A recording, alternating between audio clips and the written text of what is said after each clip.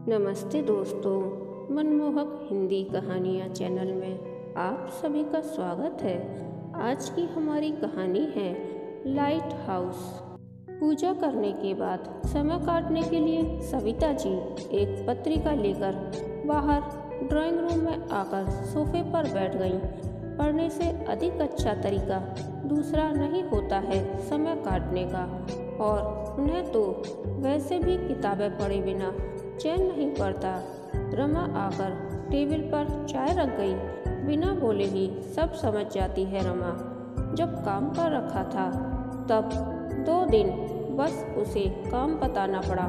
तीसरे दिन से तो वह सब कुछ बिना बताए ही ठीक से करने लगी।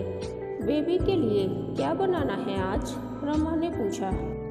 अभी तो खाना ही खाएगी, शाम को उसी से पूछ लेना, सविता ने उत्तर दिया। रमा भी अपना कप लेकर वहीं बैठ गई।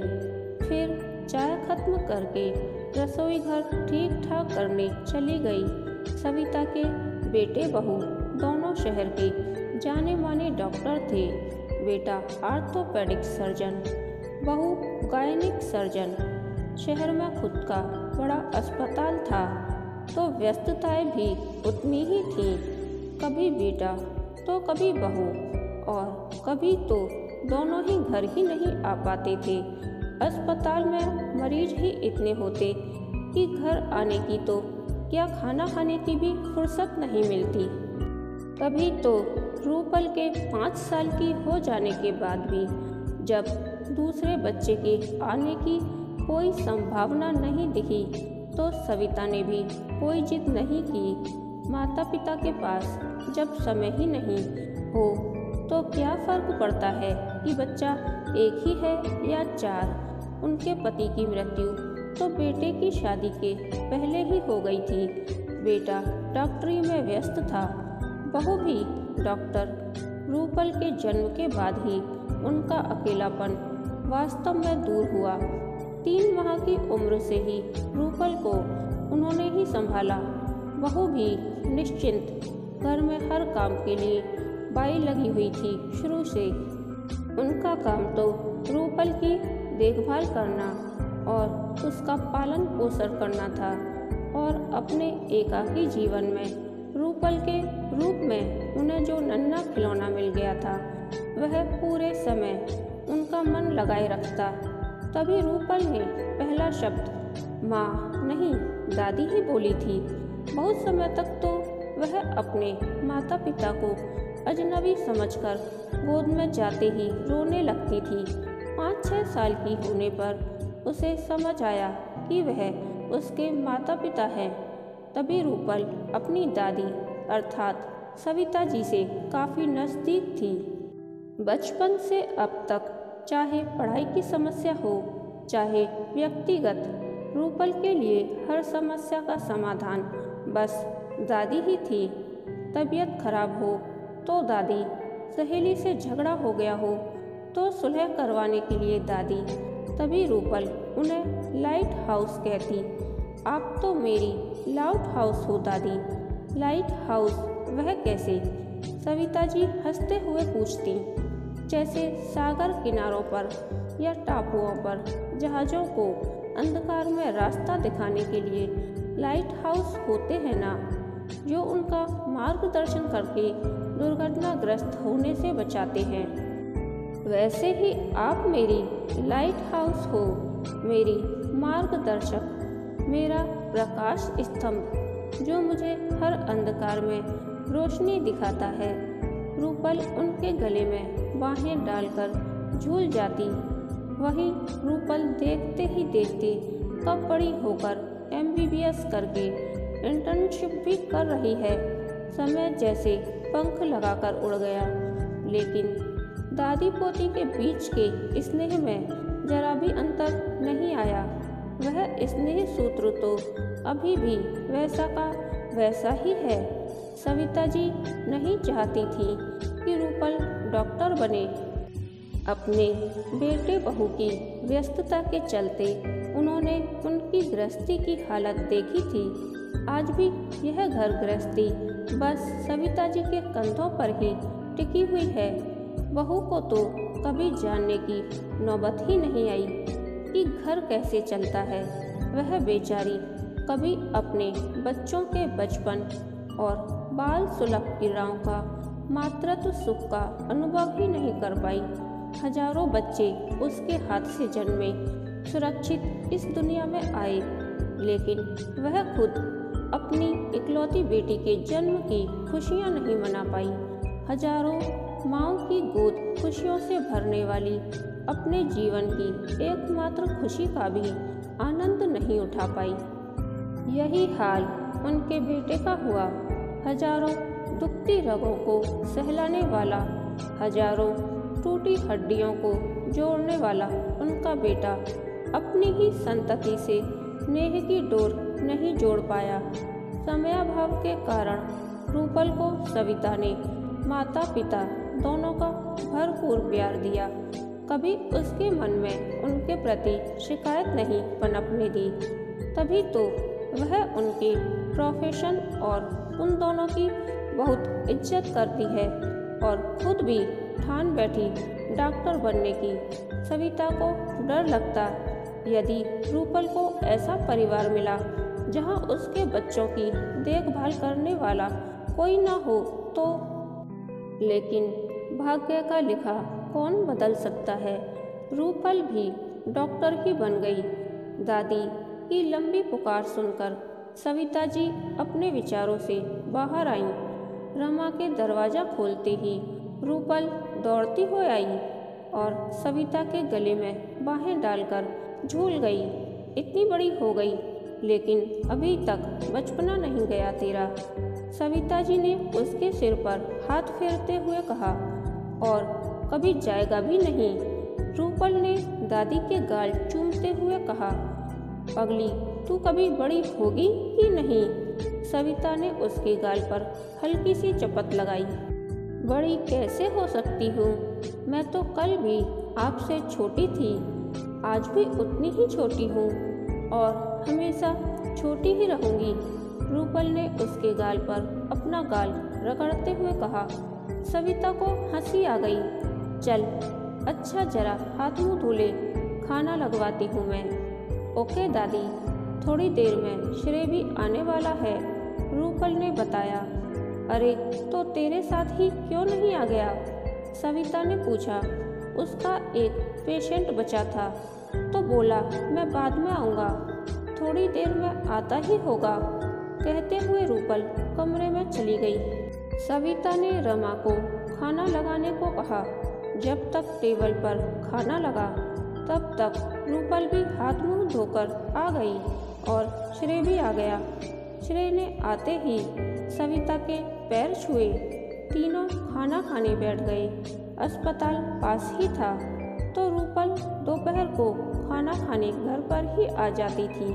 श्रेय का घर काफ़ी दूर था तो अक्सर वह भी खाना खाने यही आ जाता था। रूपल और श्रेय ने साथ में ही MBBS किया था और अब इंटर्नशिप भी साथ में ही कर रहे थे। साथ पढ़ते हुए एक दूसरे को पसंद करने लगे। श्रेय खुद भी अच्छा सुसभ्य सुसंस्कृत था और उसका परिवार भी अच्छा था। मना करने का कोई कारण ही नहीं था। बस सविता को ही थोड़ा सा मन को लगा था कि रूपल भी अपने माता पिता का ही इतिहास दोहराएगी। फिर सोचती कि अभी तो उनके हाथ पैर भली भांति चल रहे हैं। रूपल के बाद उसके बच्चे की भी परवरिश वे आराम से कर लेंगी और अपनी जल्दबाजी पर उन्हें खुद ही हंसी आ गई। समय अपनी गति से आगे बढ़ता रहा। रूपल और श्रेय की इंटर्नशिप खत्म हो गई। श्रेय ऑन्कोलॉजी में MD करने लगा और रूपल गैस्ट्रोएंटरोलॉजी में। हाँ, दोपहर का खाना सविता के साथ खाने का नियम बिना नागा चल रहा था, जिसमें अक्सर ही श्रेय भी होता ही था। अब तो श्रेय से भी सविता को वैसा ही स्नेह हो गया था जैसा रूपल से था। उनके लिए दोनों ही बराबर थे। अब दोनों के एमडी खत्म होने पर ही थे। कोर्स पूरा होते ही शादी की तैयारियां थीं। धीरे धीरे सविता भी याद कर करके रमा को साथ लेकर छोटी मोटी तैयारियां करती जा रही थी। बड़े काम, होटल बुकिंग, कैटरर्स, डेकोरेटर तो बेटा बहू ही करेंगे, लेकिन छोटी तैयारियां ही ज़्यादा रहती हैं। सो वे और रमा मिलकर रोज ही जितना बनता निपटा लेती। सविता की व्यस्तता दिन ब दिन बढ़ती ही जा रही थी। एक तो वैसे भी गृहस्थी का सारा भार उन पर ही था, उस पर अब विवाह की तैयारियों का अतिरिक्त काम। लेकिन इतनी अधिक व्यस्तताओं में भी वे देख रही थीं कि रूपल कुछ बुझती सी जा रही है। क्या यह नए घर में परिवेश में जाने की घबराहट है या जन्म का चिर परिचित घर छोड़कर जाने की व्याकुलता भरी उदासी है? क्या कारण है उसके अचानक ही गुमसुम होते जाने का? और सिर्फ वही नहीं, श्रेय भी तो आजकल पहले सा खुश नहीं दिखता। आना भी कम हो गया है। आता भी है कभी तो ना पहले की तरह खुलकर बात करता है, ना बात बात पर ठहाके लगाता है। श्रेय से तो कुछ कहना उचित नहीं समझा उन्होंने, लेकिन रूपल का मन जानने की ठान ली। जीवन भर जिसकी हंसी से घर की दीवारें खनकती रहीं, वह इस घर से चुप्पी ओढ़े ही विदा हो जाए, यह विचार ही असहनीय था। एक दिन जब लंच पर श्रेय नहीं आया, तब सविता ने रूपल को कमरे में बुलाया और उससे उसके उदास और अनबने हो जाने का कारण पूछा। विवाह में कुल 12 दिन ही तो रह गए थे। समस्या को टाला नहीं जा सकता था, अब समाधान आवश्यक था। रूपल जैसे चाह ही रही थी कि दादी उससे पूछे और वह अपने मन की भड़ास निकाल सके। उदास ना हो तो और क्या करूं दादी? पता है, श्रेय की मम्मा चाहती है कि मैं शादी में उनके घर की परंपरागत ड्रेस और जड़ाऊ कंगन गहने पहनूं, जो उन्हें उनकी सास ने दिए थे और उनकी सास को उनकी सास ने। रूपल बोली, तो इसमें दिक्कत क्या है? सविता समझ ना सकी। दिक्कत क्या नहीं है दादी, पता है उस लहंगे पर सोने चांदी की कढ़ाई है, इतना भारी है। उस पर 4 किलो के गहने, वह भी 150 साल पुराने। कौन पहनता है आजकल? मैं इतना सुंदर लहंगा लाई हूँ और नाजुक सी लाइट वेट ज्वेलरी। उनके कपड़े और ज्वेलरी देखकर तो मेरा मूड ऑफ हो गया। सच, शादी करने का भी मन नहीं हो रहा। वह समझती क्यों नहीं, आजकल यह सब आउट ऑफ फैशन है। रूपल गुनगुनाई।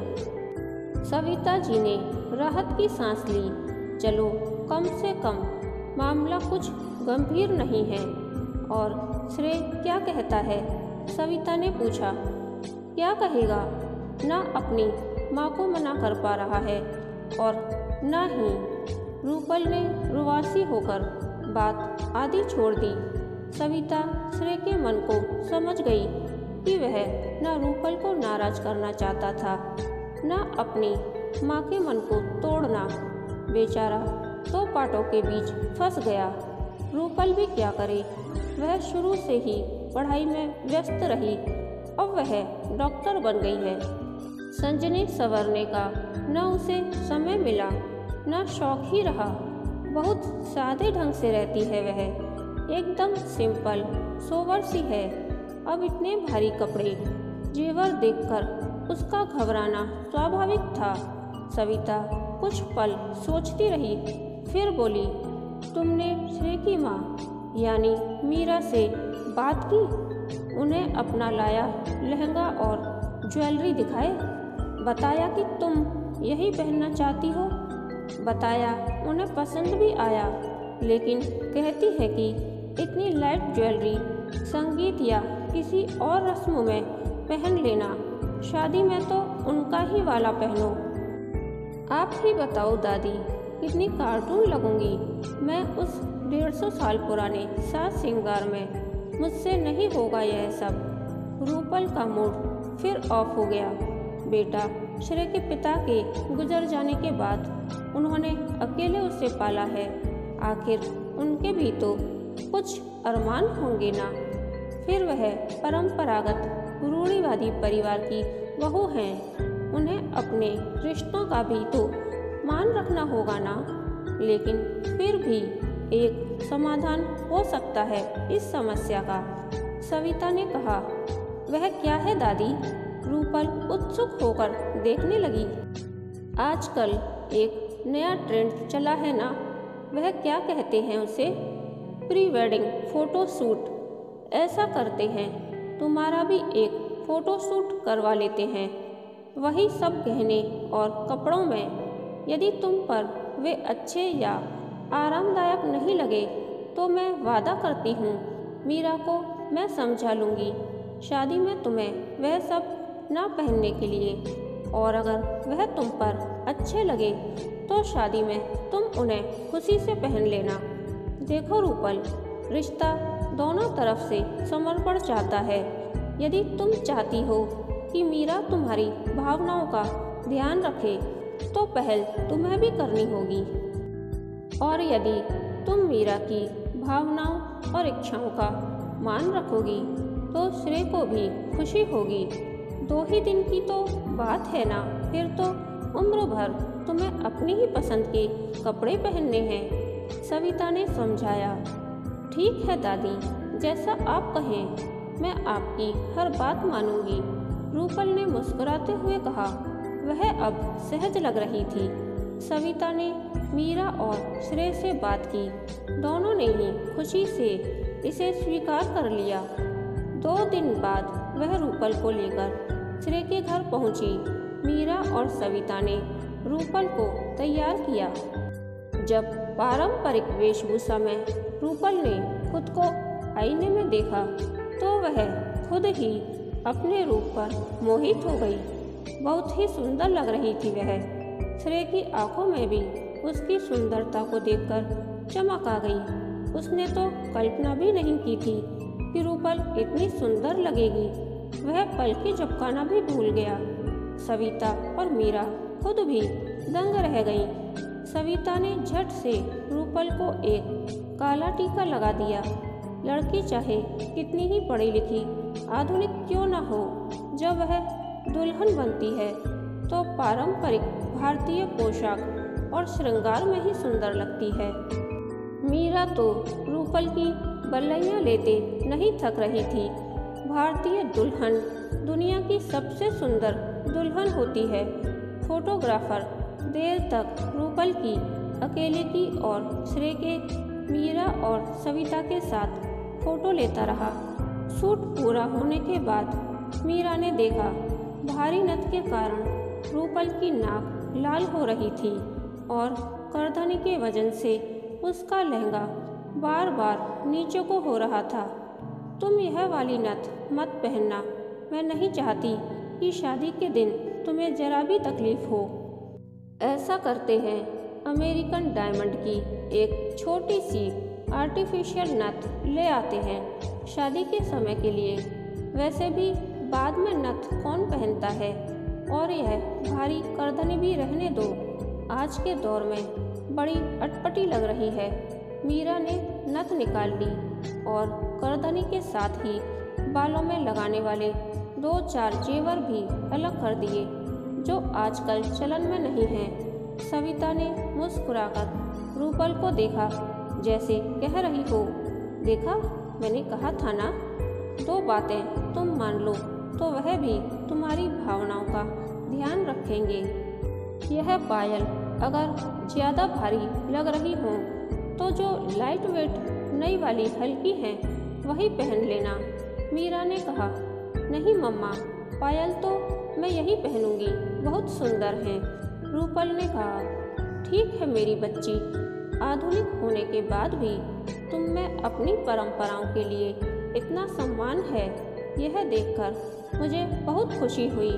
मीरा ने विहल होकर रूपल को गले लगा लिया। जब मीरा गहने और कपड़े रखने अंदर गई तो रूपल ने झट सविता के गले में बाहें डाल दी।